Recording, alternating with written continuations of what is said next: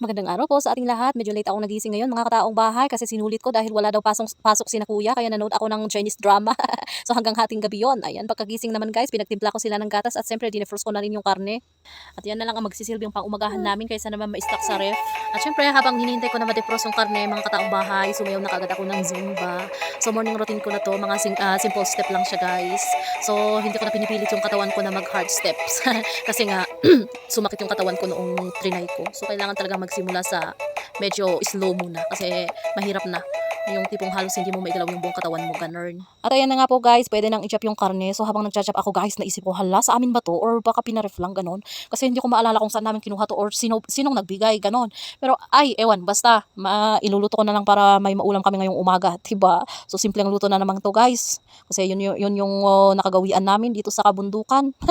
So nilagyan lang ng luya at saka bawang kasi yun yung available at gulay, ganun. At ang ulam namin ngayon ay free kasi binigay lang yan. So nagbibigayan talaga kami dito sa probinsya guys, lalo pag madami kaming tinanim na gulay, may nakatay ng baboy, ganon. So malaking blessing ito sa amin. At syempre, hindi dyan nagtatapos ang lahat, mga kataong bahay. Ayan, maghugas tayo ng plato at umigib tayo ng tubig kasi naman po malayo talaga itong lababo namin sa bahay, mga 20 steps away. OMG. Kaloka. So minsan nga tinatamad talaga ako mag-igib ng tubig at maghugas ng plato pag umuulan talaga kasi naman po talagang giniginaw ka, yung magpapayong ka pa tapos papunta pa dito sa may baba. So syempre hindi na rin nawawala yung labahin araw-araw, kuskusin, ganon.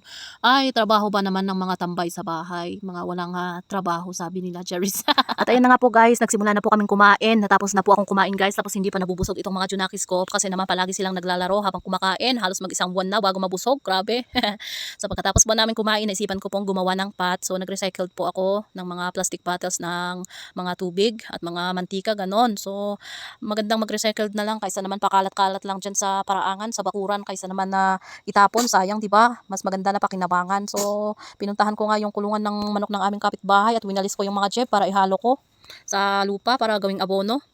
At ayan na nga po yung winalis natin, medyo kokonti, parang hindi kakasya to. So binisita ko yung pinaglalagyan ko ng mga pinagbalatan ko ng mga gulay-gulay, ng mga prutas-prutas, ganun. Pero kokonti lang din, tapos hindi pa siya masyadong nabulok, kaya hinayaan ko na lang. So ayan, nanguha na tayo ng lupa para ihalo natin doon sa mga chips ng mga manok. So halo-halo lang yan guys. Kasi naman po to, pag didirekta mo talaga sa puno ng ng mga halaman, mamamatay siya. Kaya kailangan din may distansya or pwedeng ihalo na lang para mas maganda.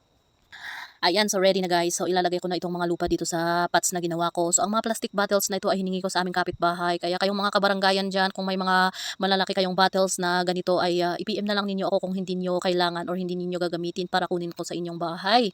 Pwede rin doon sa kalsada, mga malapit dito sa barangay namin. Pwede kong dagasin, pwede kong kunin para gawin nating pots kasi hindi ko afford bumili ng pots. Ayan, so tapos na tayo guys. Standby muna dyan habang iniisip ko kung anong itatanim ko dyan. So pagpunta ko dito sa bakuran, sinisipag na naman itong si kuya. Ganyan talaga pag good mood siya. So ayan, alas 5 pa lang pinakain ko nitong mga junakis ko. Baka naman kasi may maagang matulog sa kanila at walang laman ng tiyan. So para na rin makapagpahinga ako ng maaga.